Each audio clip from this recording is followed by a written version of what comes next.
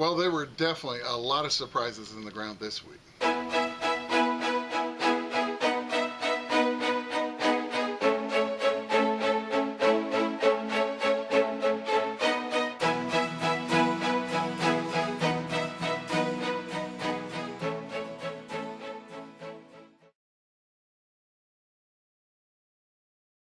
Well, welcome to Finding America. It is really nice to see you here.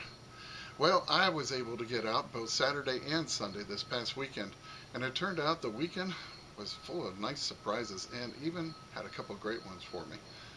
Although Saturday started off extremely slow, I decided to go to a spot and it just was a case of it just wasn't clicking for me there.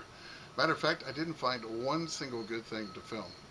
So sometimes you just have to know when to cut your losses. So I packed up, got in my car, and drove over to a spot that I'd had quite a bit of success a few weeks ago at.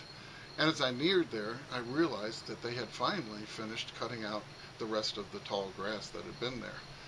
So I got out, dropped my coil, and started hunting. And as it turned out, that place had a few very nice finds waiting for me there.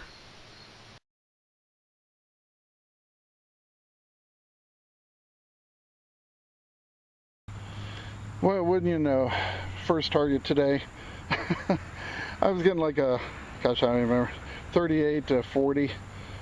Only a one-way target, but it sounded good. I'm like, well, let's pop it out. I pulled the plug over, it says still in the hole, give it a pop. Hey, look at that. I don't even know what to say. It used to be I was finding valve stems and valve stem caps all the time, and right now I'm finding railroad spikes, so hey, not a problem. I can handle all the railroad spikes because I have all kinds of cool old train pictures.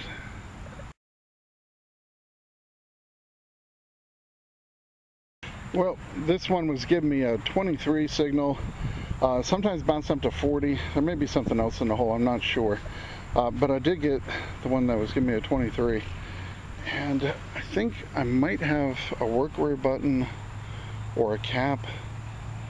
I don't know. It's going to take some effort to see if there's anything on it or not. I can't tell anything right now, but pretty cool. I thought I'd film it, and I'll work on it later when I get home. Hopefully it has some kind of a cool design on it. Well, I just had to come back because I decided to break out my magnifying glass, just have a little quick look at this, and it is a workwear button. It's a very good one too. It's a very early Carhartt button, and it's got a train car or street car with a heart around it. So very cool.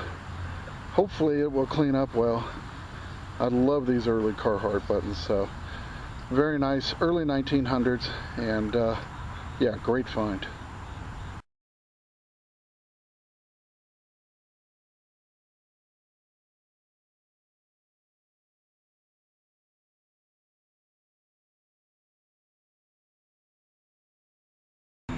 Well, I got something pretty cool right here, right up against the mow line here. And I was just finishing this row, and I got a nice 48 signal, repeatable both ways, not very deep, 3 inches. And check it out. I think I know what it is already. I think I have a bale seal. Now, I haven't touched it yet. A lot of the ones I find here are Southern Railway. So it'll be like an SRY bale seal. Now, isn't that cool? Look how clean this one is. So a lot of people always have questions about bale seals, and there's not a lot of information out there on them, but what I've been able to piece together over the years is this side is the location code. So this might be S car, and then 206 would be like the shelf inside the car or the location, but these numbers and letters denote where on the train the baggage is supposed to be placed. So, oh, yep, there you go. Check it out. It is a Southern Railway leaded bale seal, which I just love. And that's SRY. But isn't that awesome? Another thing too, a lot of people are like, is it a bale seal? Is it just a piece of lead? Well, look on the, sorry about the noise here, guys. It's just a noisy spot. especially with a bunch of little hot rods running around. But if you look right there, you see that piece sticking out the side? And that is the wire, because these things had holes and they would run the wire through them and then they would crimp them down on the wire. So a lot of times you'll see a protrusion like this, or like a rusty spot where the wire had rusted. And when they open the package, they just snip these wires, and that was that. But these were done by the workers or the conductor or the person in charge of loading the trains, and they would figure out the location, everything, and then imprint this onto this bale seal. So hope that helps you guys. Pretty much you're going to see the company on one side and the location codes on the other side. But what a great piece of history, early 1900s into the late 1800s. So I'm very happy to have that.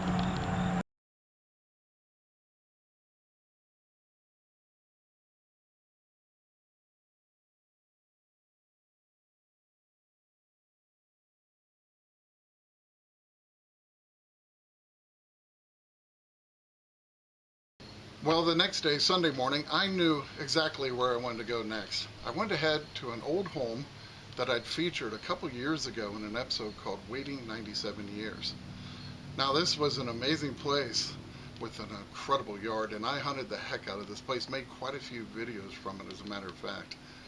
But, of course, as always, I hunted it, I gritted it, and eventually it got a little tough getting signals there, so I put it on the back burner. But I remembered this is also one of those places I had that I've never taken the Manticore to, and I was curious to see what it might do there. Well, once I got there, I was amazed at all the signals I was getting, and I was really shocked at all the finds I was pulling from the ground. Well, this one was giving me a big iron signal, and boy, was it ever a piece of big iron. That's what I got. Now, I am not sure what this is.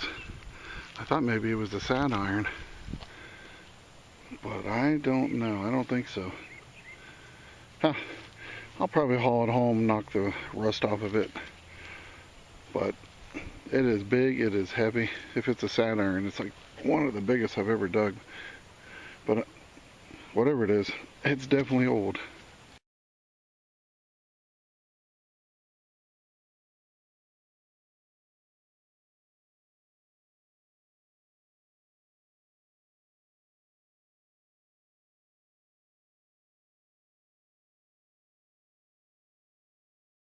This one was giving me a pretty decent repeatable 47. Kind of a goofy find, but I like it. Just thought I'd show it to you. I was about 7 inches down. I finally popped it out. Wasn't sure if I was ever going to find it. But look at that. That is a very old electrical plug. Yeah, probably 30s or 40s. I don't know why. I just think these things are cool. It was like, was this attached to a lamp or an old Philco radio?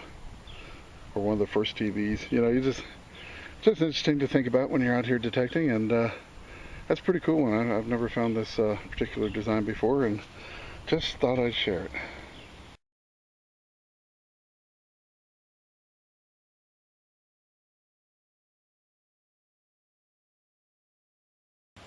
Well, I am always amazed when I bring this new machine to some of my old spots. I pounded this place to death. I've made quite a few videos here. Love this old place, and I found a lot of neat things. But again, I put it on the back burner. Last time I was out here was with the Equinox 900, and I did really well with it. And I hunted until I couldn't find any more. And I decided today, what the heck, I want to stop by here and do some hunting, and I've already been finding a few things, so I'm pretty thrilled with that. And there's signals everywhere. So it's always surprising. This one was giving me a 56, close to 60, and it was kind of a long signal, and I was like, well, I'm going to dig it, you know, it's conductive. And I started popping some really cool pieces of coal out of the ground, you know, and back when they heated the house with coal. And then I saw something right here, and I'm like, I'll be darned. It looks like a spoon bowl, and boy, look at this. See how it's cleaning up? I was gonna wait until I got the camera before I did this, and oh man, I'm hoping it's not silver plated. So let's find out. It is all the way back in here. Wow. Man, I tell you what, it could be. Look how it's cleaning up, and I don't see any wear, like plating wear. Jeez, that's awesome. Boy, if that's silver, killer. It beats a silver coin any day. A lot more silver in these things. Let's see. Well, I'm having a little trouble telling. Tell you what, let me get it sprayed and cleaned off a little bit more, and I'll be right back. It was definitely heavy, so fingers crossed. Oh man, this turned out to be something very cool. I definitely got my star find for the day, and there it is, cleaned up. But I tell you, I checked the back mark on it, and it says International Sterling. So I'm not entirely sure if it's completely sterling or not, but it does not say plated. It is extremely clean. But what thrilled me to no end is when I cleaned the back of the handle off up here, and this is what I saw. Let me see if I can get it down here.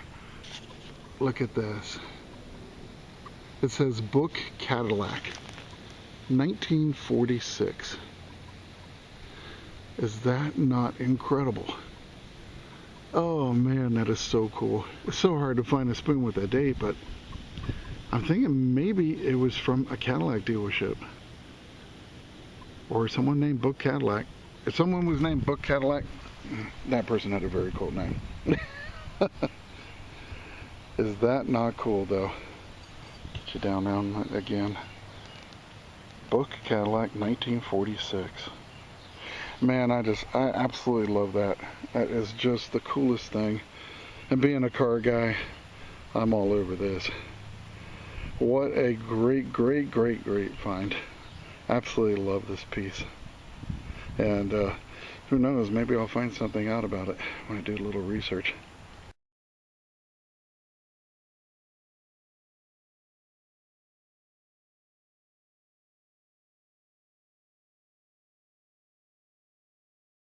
Well, I did actually end up finding quite a bit out after I did some research. Well, it turned out that Book Cadillac was definitely not a car dealership, nor was it a very cool name of a lucky guy. No, Book Cadillac was a place. Matter of fact, it was a Book Cadillac hotel in Detroit, Michigan. Originally built all the way back in 1888, the place was first known as the Cadillac Hotel. That is until the Book brothers purchased the place in 1918.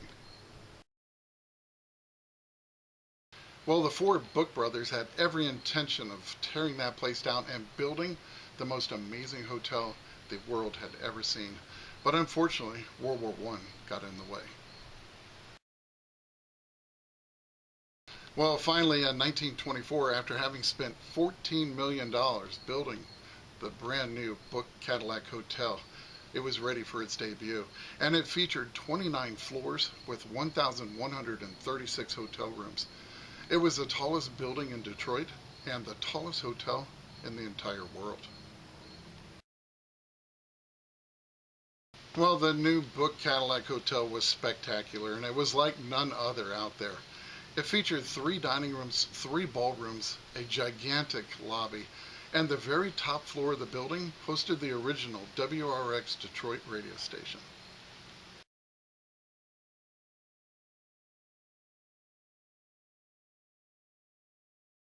Well, believe it or not, you can still reserve a room to stay at the Book Cadillac Hotel. It stands in the very same spot it has all those years in Detroit, Michigan. And if you really think about it, I might never have learned about the Book Cadillac Hotel if it wasn't for the spoon from one of their incredible dining rooms that somehow made it all the way down here to Tennessee. I'll tell you, metal detecting is an amazing hobby.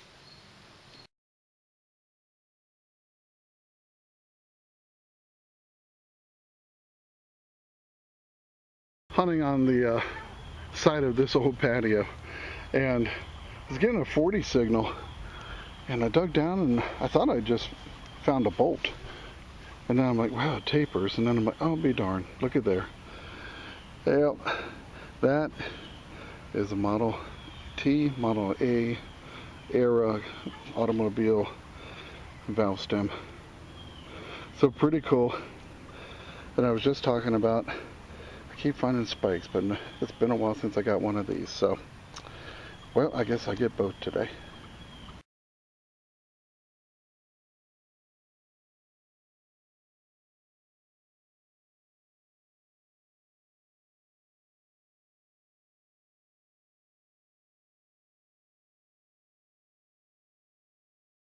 Well, I'm just going really low and slow and separating the signals.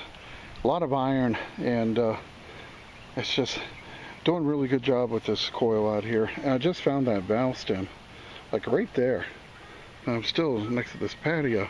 And then I moved over here, and I got an extremely sharp blip of a signal, 51, just solid, and just sounded really good. Dug down, and I finally fished it out. I cleaned it off a little bit.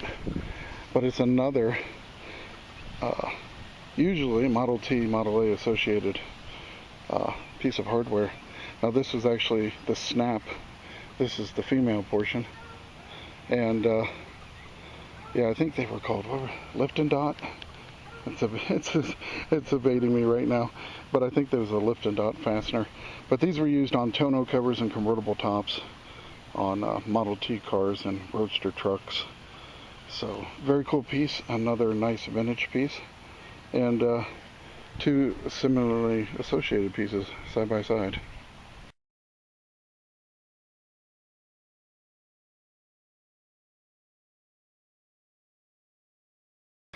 Well, this one was giving me a 53, and I dug down, and this is what I got. And I was like, well, I don't know what that is, but I cleaned it off a little bit, and it does have some writing on the back.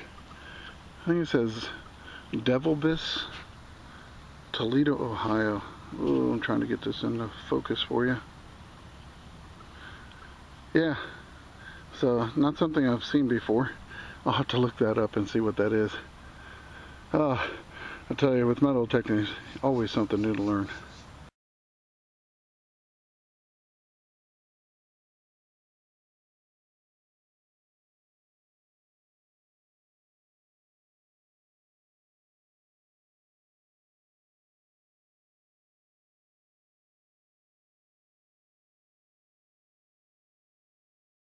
Well, another 43 signal, and I'm a little further away from that patio, but I got another valve stem. Isn't that crazy? I was on such a drought, and now it rains, it pours, but I will definitely take it. I love it, because that is something, period, 20s, 30s, very cool piece, and now I've got two of them.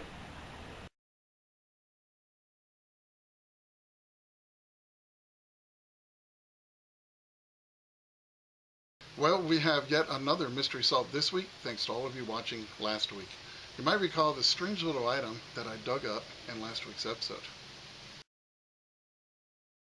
Well, I certainly didn't have to wait long to find out what this mystery find was. Right out of the gate, Alana Tolstead let me know that this was indeed a cap to a Helen Neuschafer lipstick tube that had been brought out in the 1940s.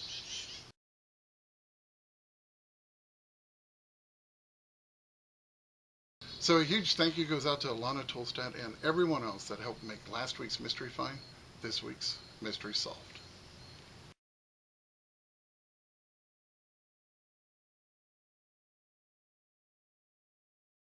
Well, I was just working a signal underneath this pear tree. Give me a 43 under a ton of roots. And it's kind of cool. Nice old clock gear right there. But definitely an oldie, been under the roots for a very long time.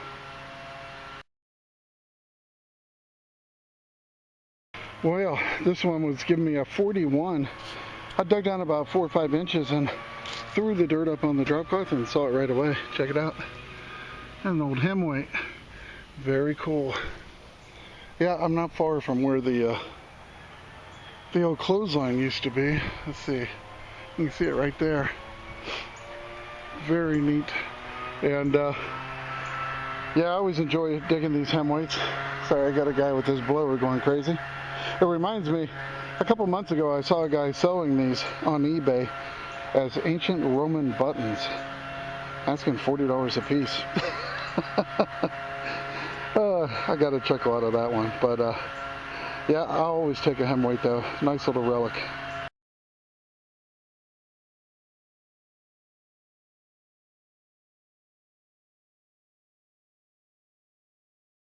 Well, I'll tell you, someone was listening yesterday when I said it's been so long since I got a valve stem. And now, yeah, I got my third one. Right in this little area right here. Got a 1, 2, and the lifted out fastener. And I came down here, and this was a tough signal. It wasn't even that deep, but there's a lot of iron on this thing too. This is all iron right here. And it was giving me a really terrible signal. Only one direction.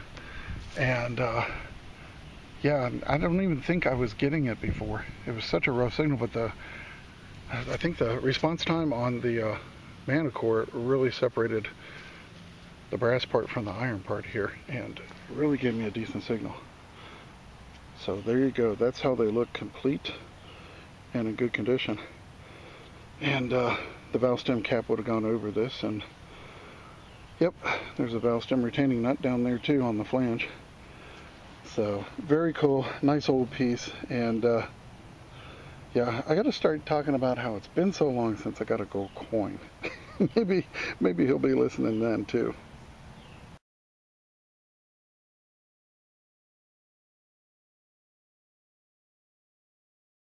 Got a nice little high tone here. Although I'm running audio depth, I don't hear high tones. It's all single tone, but it was giving me a 72 signal. And yeah, it didn't have to go too far down, about 5 inches, gave it a pop, and it slid out, and I went ahead and cleaned it off to save some time. But it's a last year Wheatie, 1958. I just dug one of those a couple weeks ago, and I got another one right now. So very cool. Always happy to see an old coin.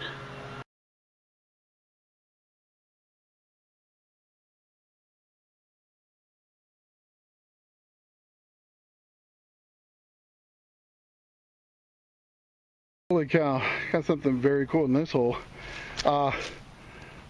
It's funny because I didn't think it was going to be anything. It was giving me a 61 signal. Just nice, repeatable signal right next to that clothesline pole. And I kept digging and digging. And I was just like, well, I'm going to go down a little bit more. And I did, and that's when something big and round popped out. And I'm like, oh my gosh. And I figured it had to be a token. I found some very cool tokens here in the past. So I grabbed it, turned it over, and I saw that on the back. And I'm like, oh man, that must be some piece of junk or something. And I flipped it over, and it was all dirty, and I gave it a quick wipe. And then I saw it. Oh man, I dropped it, grabbed the camera. Check this out. Check this out. World War I. U.S. Marines collar disc.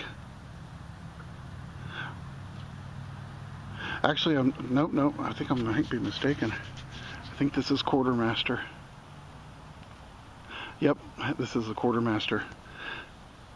You know what's really wild is that I found a quartermaster collar disc here before. This is the second one. And it was funny, after I found that first one way back, I got a permission down the street and around the corner, and I found another quartermaster collar disc in their yard. So either there were more than one in this town, or that one guy got around. And unfortunately, he lost a lot of insignia and collar discs. But is that not awesome? So happy with that. I'm telling you, I cannot believe how many signals are here. And, you know, it's like, is it the Manticore? Did I miss it? Well, I'm sure I missed some things, but I think the real key is just the incredible separation that this machine has. It is just unbelievable. And I'm having to work in between iron and things like that, and I'm getting these nice signals. And I just don't think I was getting them before. And I was swinging over them because I gridded this place row by row. And to find things like this, 7 inches down, amazing. Ah, yeah, that will definitely work.